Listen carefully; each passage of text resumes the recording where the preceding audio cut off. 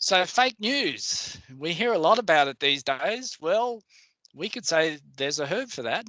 But in fact, there's many herbs for fake news because when it comes to the area of herbal safety, it's a perfect example. I wish we had the term, 10 years ago, and I'd just be able to say to patients, that's fake news.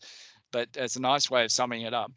But here's a few examples that have occurred over the years. Now, the point to keep in mind is that these examples got press. They were featured in, TV news, in newspapers, on news websites as actually being real news.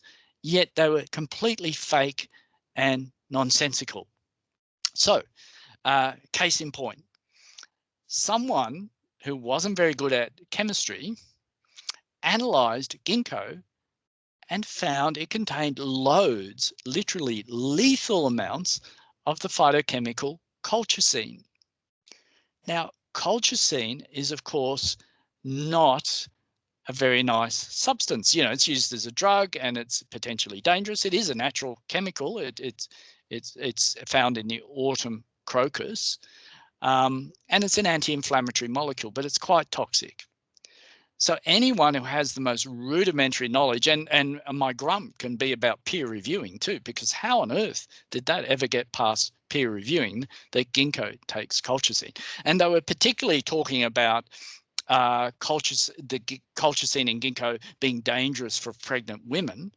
Well, absolutely. If those levels of colchicine were there that they found, it would have killed the woman and the baby as well.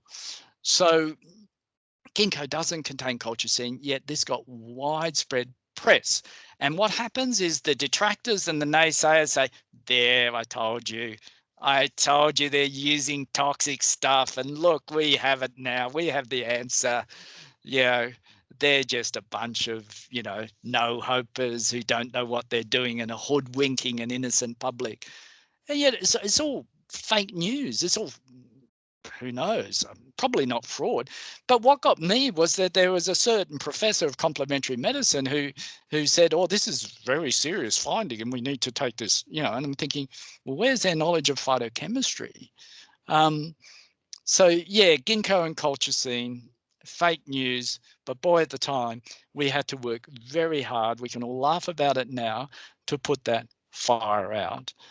But anyone with a basic knowledge of phytochemistry will be able to tell you ginkgo doesn't produce colchicine. It was an error in analysis.